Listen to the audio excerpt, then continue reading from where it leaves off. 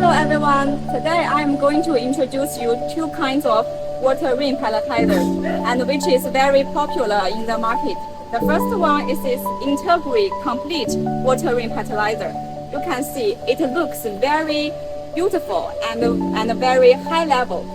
This is the integrate complete design, the whole together.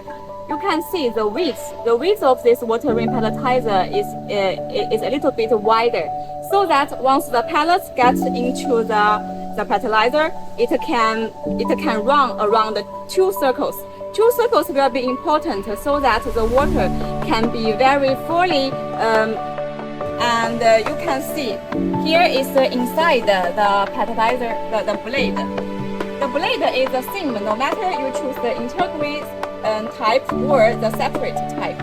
Okay, so now we go to see another kind of water ring pelletizer which is also very popular among other customers. As you can see, this is another kind of water ring pelletizer. Compared with that one, this is a separate one. Why we call this the separate one? Because once you lose the screw, it can be easily removed. So and you can see the width. The width of this kind of pelletizer is quite narrow compared with that one.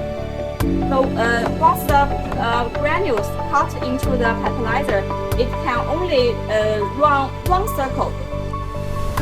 It will not be very fully. And after one run, granules will be thrown out through this outlet. And you can have a look of the inside, the separate water ring pelletizer. This is a thin blade, and it will be very easy to disassemble the blade out of the water ring. It is not like the integrate type, which is hard. You need to push and then disassemble it. So this one is very convenient of the operation, but it doesn't look as popular as that one. So you can choose two types of pelletizer as you want. And that's all for today. Thank you.